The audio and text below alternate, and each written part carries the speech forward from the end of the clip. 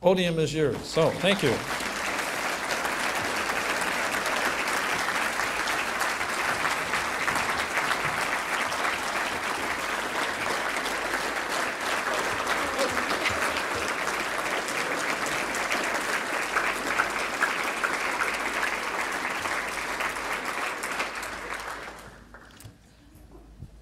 Good job, Sam. And I just want to also thank the Brainerd Lakes Area Community Foundation and then all of you for coming tonight. On behalf of my family, it's a great honor to be here, and hopefully you have and will get to know our family a little bit better this evening. We come from a large family, actually now 4 generations deep. And just so you know, I was the one sitting on my hands when they were asking who might speak on behalf of our family. I did get the honor, but I don't usually do these things, so here we go. I'm going to start with a story. A woman was driving her car down a rural road when a deer darted out in front of her. As she swerved to avoid the deer, she ended up in a ditch. Seeing a farmhouse nearby, she knocked on the door looking for help. The woman at the farmhouse called to her husband, who was out in the barn. He was happy to help the stranded stranger. He grabbed some rope and opened the stall of a big, strong horse named Buddy. Together they walked to the edge of the field where the car was stuck. He hitched Buddy to the car and yelled, "Pull, Nellie, pull." Buddy didn't move. Then the farmer hollered, "Pull, Buster, pull." Buddy didn't respond. Once more the farmer commanded, "Pull, Coco, pull." Nothing. Then the farmer called out, "Pull, Buddy, pull," and the horse dragged the car out of the ditch. The motorist was most appreciative and curious. She asked the farmer why he had called his horse by so many different names. The farmer replied, "Oh, Buddy's completely blind, and if he thought he was the only one pulling, he would not even try."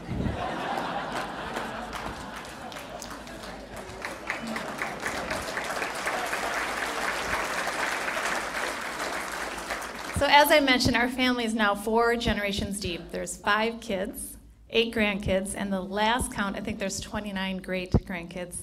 That being said, we rely on all 52 of us who have different perspectives, passions, and gifts to often work together, realizing that the impact of many is often greater than just one. We all need to work together, encourage each other, and love one another, because when we do, things happen. And giving comes in many forms, giving of your time, your talents, and your treasures. Our family's culture of giving began, as Sam mentioned, with the example of my grandparents, Brownie and Judy.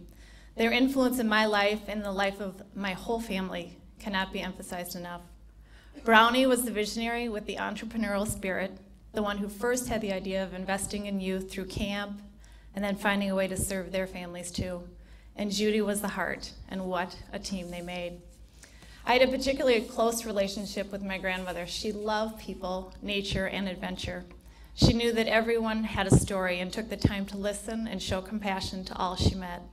She had such an upbeat attitude and positive outlook on life. Judy took her zest for life and concern for others into her many community endeavors.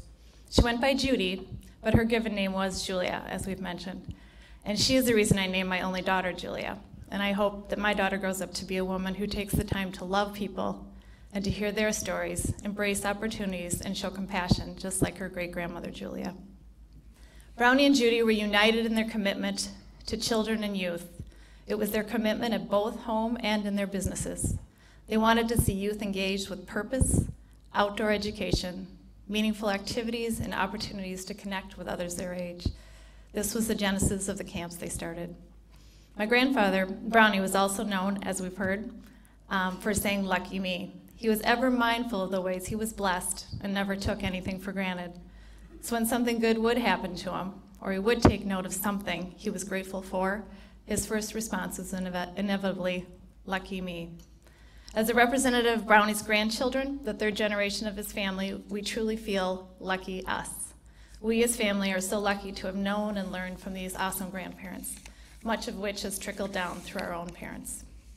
As I am representing the 3rd generation, 18 of us, I decided to check in with them individually to see what or who motivated them to give back, and here are some of their responses.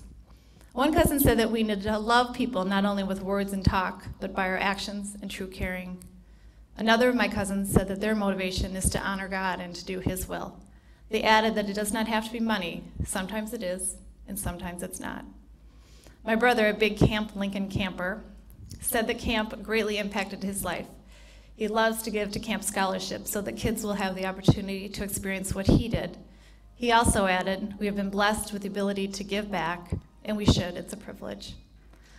Another said that she had been blessed to have the financial and the emotional, intellectual resources to make a difference. She's compelled to be an advocate for people and issues that don't have enough champions.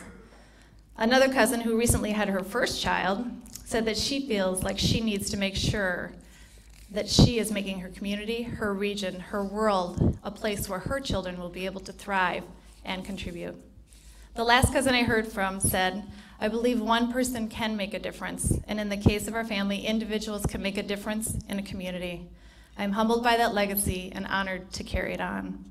We have been blessed with a great legacy, and it's important that we remember this gift as we move forward and teach and model to our own children.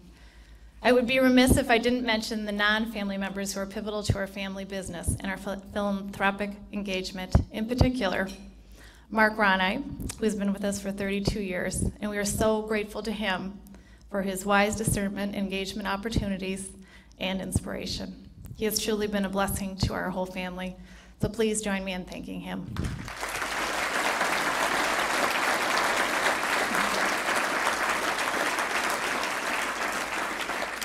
And I finish with this quote: "If you have much, give of your wealth. If you have little, give of your heart." But actually, I would rewrite that and say I believe we are called to do both. Sometimes it's easier to invest financially. The tougher thing can often be investing in the lives of people. And yet the greatest gift of all is love. Thank you all for this kind recognition. May we go out and be inspired and encouraged to engage where and when we can, in caring and in reaching out to others. Thank you all so much.